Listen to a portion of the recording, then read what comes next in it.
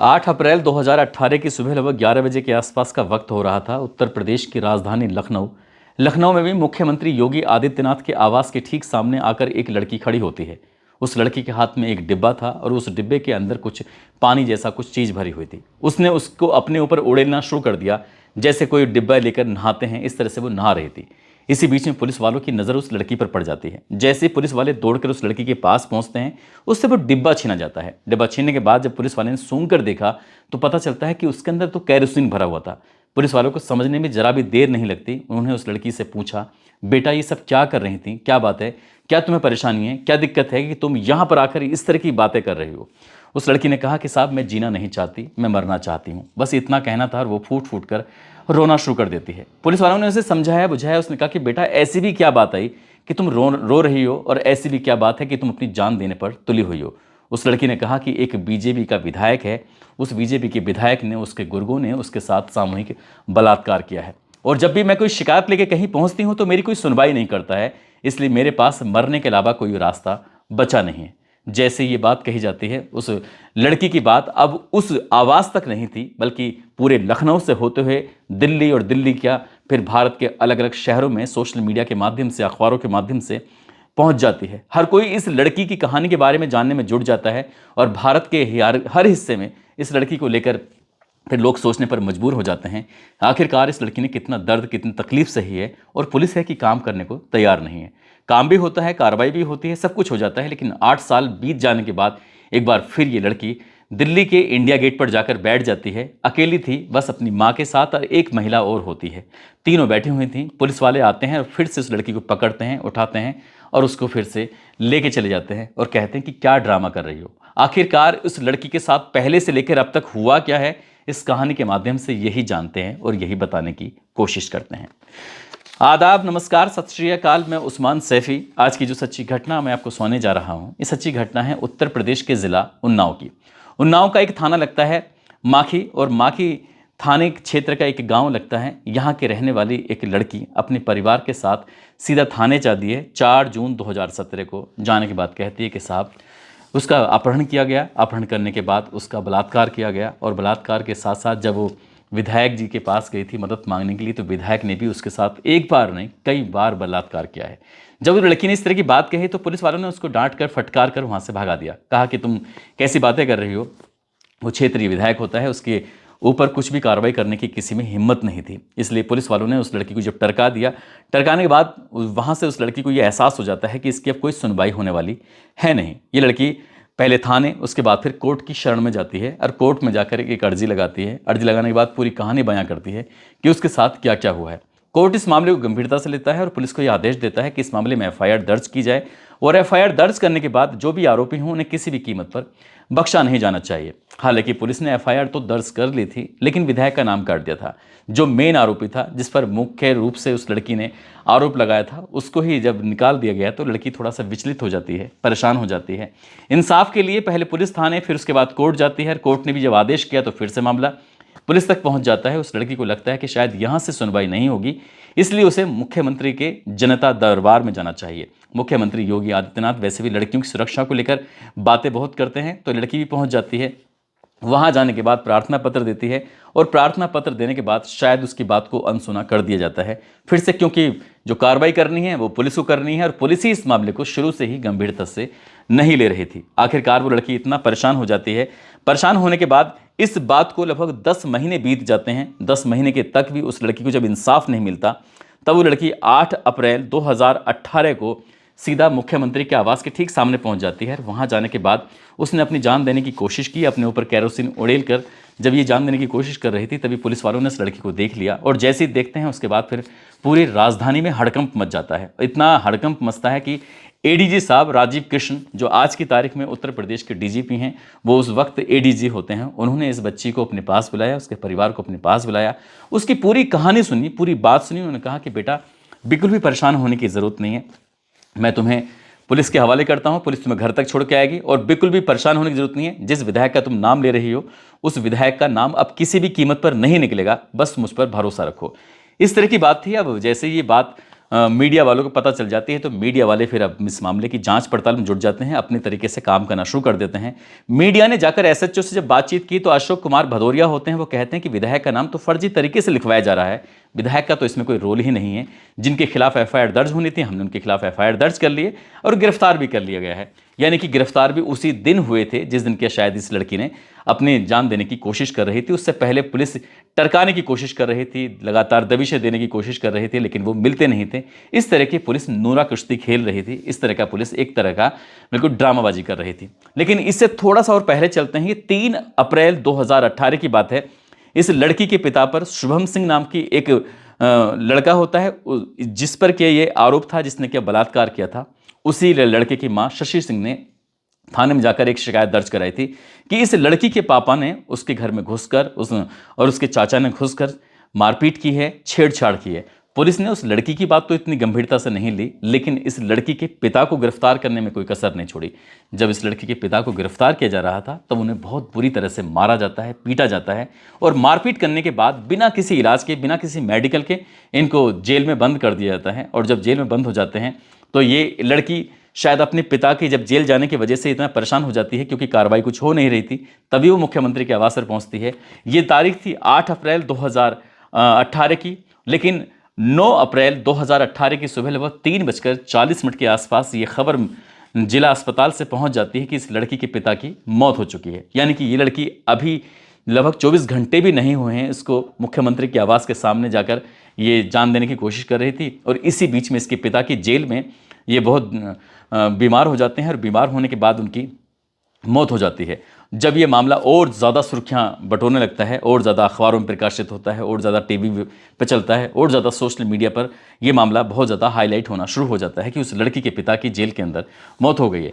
अब जब जेल अधीक्षक से मीडिया वालों ने पूछा तो जेल अधीक्षक ने कहा कि उसके पेट में दर्द हो रहा था, उसके सीने में दर्द हो रहा था, अचानक से उसकी मौत हो जाती है। लेकिन जब इसका पोस्टमार्टम कराया जाता है, पोस्टमार्टम कराने के बाद पता चलता है कि शरीर पर 14 चोटों के निशान थे, साथ ही आंत फट गई थी, इसकी वजह से इसकी मौत हो गई थी। और विधायक की जो गुर्गे थे, विधायक की जो चाहने वाले थे, और शायद ऐसा भी आरोप था कि विधायक ने ही अपने लड़कों से उस लड़की के पिता को बहुत बुरी तरह से पिटवाया था। यदि उसका समय पर रहते इलाज हो जाता तो शायद उसकी जान बच जाती।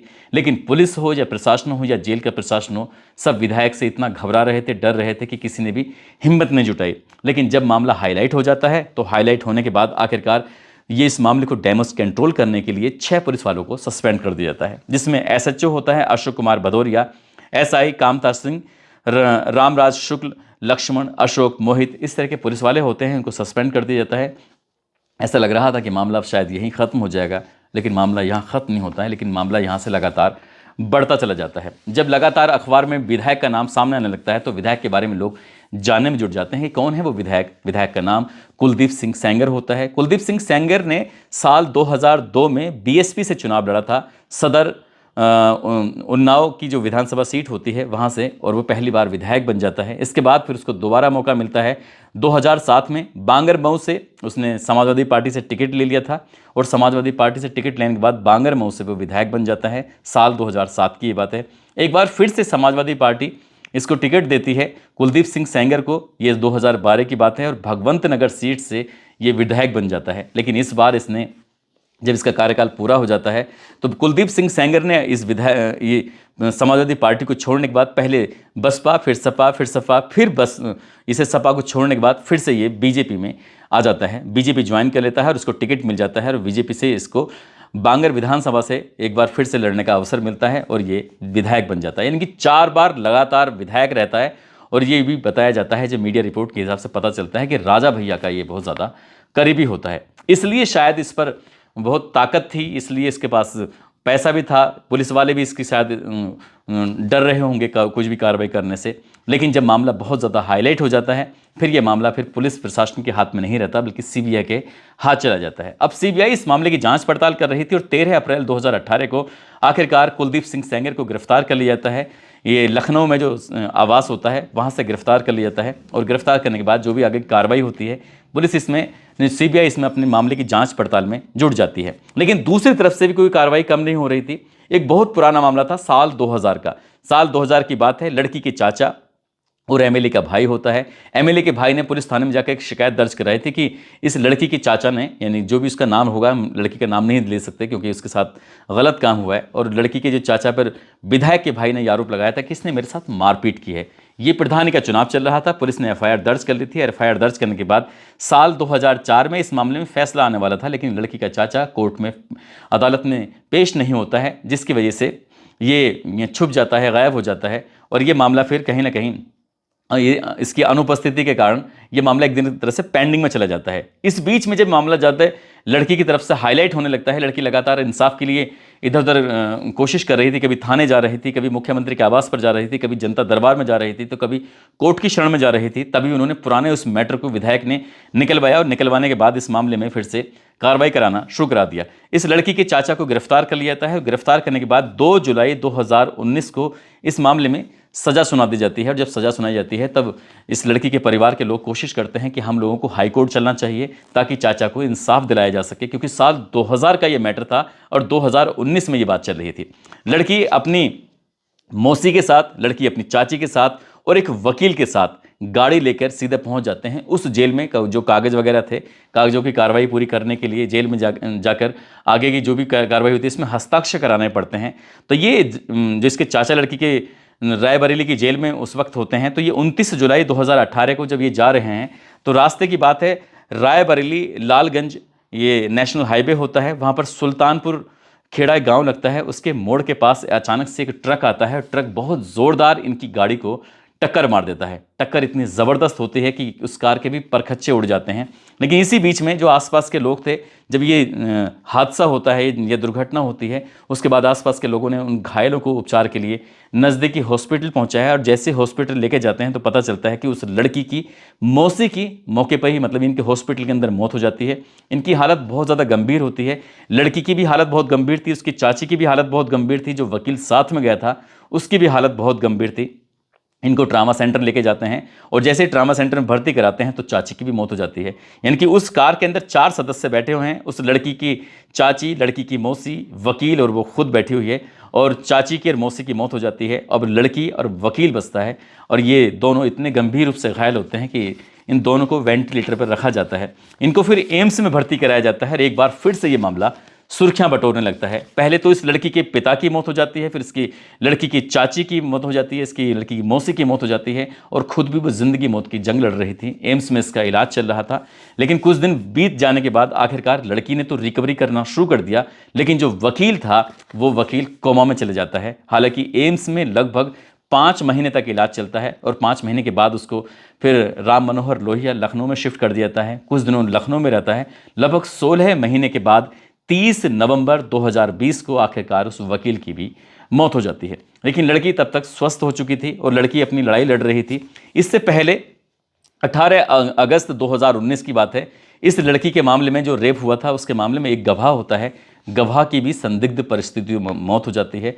बिना पुलिस कोई कार्रवाई के, बिना किसी पोस्टमार्टम के, जल्दबाजी में तत्काल प्रभाव से उसका अंतिम संस्कार कर दिया जाता है। यदि उसके पोस्टमार्टम होता तो उससे भी ये पता चल जाता कि शायद कहीं ना कहीं विधायक ने अपने गुर्गों का या किसी का इस्तेमाल करने के बाद उसकी गवाह की भी मौत करवा, ये हत्या करा दी है। लेकिन उससे ये साबित नहीं होता है, और ये लड़की हिम्मत नहीं हारती। लगातार ये अपनी लड़ाई को लड़ने के लिए कोशिश कर रही थी। भले ही चाहे इसने अपने पापा को खोया, चाची को खोया, मौसा को खोया, एक गवाह को खो दिया था, वकील को खो दिया था।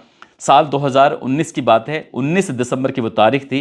अदालत की तरफ से ये फैसला आता है। दिल्ली की एक अदालत में इस मामले की सुनवाई चल रही थी, और ये कहा जाता है कि ये आखिरी सांस तक इस जो विधायक है वो सलाखों के पीछे रहेगा। जब तक जिंदा है तब तक ये सलाखों के पीछे ही रहेगा। अब परिवार के लोगों ने थोड़ी राहत की सांस ली। जो भी इस केस से जुड़े हुए थे उनको भी सज़ा सुनाई जा रही थी, वो भी सज़ा के हकदार होते हैं। लेकिन धीरे धीरे करके जब वक्त आगे बढ़ रहा था तो साल 2025 आता है, और साल 2025 आने के बाद आखिरकार पता चलता है कि जो सज़ा होती है उसको किसी कारण से या फिर कुछ टेक्निकल तरीके से सस्पेंड कर दिया जाता है, और सस्पेंड करने के बाद इसे ज़मानत मिलने की पूरी योजना तैयार हो जाती है। जैसे ही ज़मानत मिलने की बात आती है, कुछ शर्तों के हिसाब से जब कुलदीप सिंह सेंगर को ज़मानत मिल जाती है, हालांकि वो फिलहाल ना तो विधायक है ना ही बीजेपी में शामिल है, लेकिन उसका रसूख कोई कम नहीं होता है। लड़की इतना डर जाती है, घबरा जाती है, सोचने पर मजबूर हो जाती है। उसे लग रहा था कि उसके परिवार के कई सदस्य मारे जा चुके हैं। यदि ये ये कुलदीप सिंह सेंगर जो पूर्व विधायक अगर ये सलाखों से बाहर निकल के आया तो शायद उसके परिवार में जो बचे हुए सदस्य हैं वो भी मार दिए जाएंगे और वो लड़की भी मार दी जाएगी। इसलिए एक एक्टिविस्ट होती हैं, एक्टिविस्ट और साथ ही इस लड़की की माँ होती हैं, ये तीनों मिलने के बाद ये पहुंच जाती हैं। जिन एक्टिविस्ट होती हैं योगिता भयाना, ये इंडिया गेट पर 23 दिसंबर 2025 की शाम का वक्त हो रहा था जब ये इंडिया गेट पर बैठ जाती हैं। इनके पास कुछ नहीं होता, ऐसे ही A4 साइज़ का कागज़ होता है, कुछ लिखा हुआ था और उसको दिखा रहे थे। इसी बीच में बस बिना कोई शोर शराबा, ना कोई चीख, ना कोई चिल्लाना, ना कोई मीडिया, कोई ज़्यादा कुछ लोग नहीं थे। इसी बीच में पुलिस को कहीं से एक खबर मिल जाती है, सूचना मिल जाती है कि एक लड़की है जो इंडिया गेट पर आकर धरना प्रदर्शन कर रही है। उसके बावजूद पुलिस वहाँ पर पहुँचती है। पुलिस उस लड़की को घसीटते हुए, खींचते हुए और साथ ही जो उसकी माँ है उसको भी घसीटते हुए, खींचते हुए, जो एक्टिविस्ट होती हैं योगिता भयाबर, उनको भी खींचते हुए, घसीटते हुए यहाँ से लेके चले जाते हैं कि क्या तुमने तमाशा बना रखा है, क्या ड्रामा बना रखा है। वो लड़की जिसके साथ सामूहिक बलात्कार होता है, वो लड़की जिसका अपहरण किया जाता है, वो लड़की जिसको विधायक ने, उसके गुर्गों ने उसके साथ बलात्कार किया, उसके पिता की हत्या कर दी जाती है, उसके चाची की, उसकी मौसी की हत्या कर दी जाती है, जो गवाह होता है वो भी मारा जाता है और जो वकील होता है उसकी भी हत्या कर दी जाती है। इतने लोग मारे जाते हैं, उसके बावजूद भी पुलिस कहती है कि तुम क्या ड्रामा कर रही हो। इसलिए मामला बहुत ज़्यादा सोशल मीडिया पर वायरल हो जाता है और ये पता चलता है कि राजनीतिक रसूख हो, पैसा हो तो शायद कोर्ट को भी किसी भी उसमें मोड़ा जा सकता है और काले कोर्ट से कुछ भी कराया जा सकता है। तो दोस्तों, इस पूरे घटनाक्रम को सुनाने का उद्देश्य किसी को परेशान करना नहीं है, किसी का दिल दुखाना नहीं है, बल्कि आपको जागरूक करना है, आपको सचेत करना है। जिस तरह से इस बिटिया के साथ हो रहा है वो वाकई अपने आप में बहुत भयानक है। इसे सुनने के बाद, सोचने के बाद, महसूस करने में भी एक सिरन से पैदा हो जाती है। उस लड़की ने इतने लंबे समय तक, कितनी 8 साल तक कितनी समस्याएं, कितनी परेशानियां झेली होंगी, सहज ही अंदाजा लगाया जा सकता है। दोस्तों, जाते जाते मुजफ्फरनगर के रहने वाले हैं मोहम्मद उस्मान। आज इनकी शादी की सालगिरह है। इनकी शादी की सालगिरह की बहुत बहुत शुभकामनाएं, बहुत बहुत मुबारकबाद। और कुछ लोगों ने नाम लेने की अपील की है, जिसमें सराज अहमद है, अभिनंदन कुमार है, मोहम्मद अजरुद्दीन खान, अमित सैनी, हरिंदर कुमार यादव, सुहेल खान, टिंकल सक्सेना, रामचंद्र, एदम सिंह बघेल, तनु तोमर, आज्ञा राम, ऋतिक, फिरोज, मनवीर, देवेश, विपिन चौधरी, राजू कुमार, रतनलाल शर्मा, कमला देवी, मोहम्मद ताहिर, हकीम, जुनैद रजा।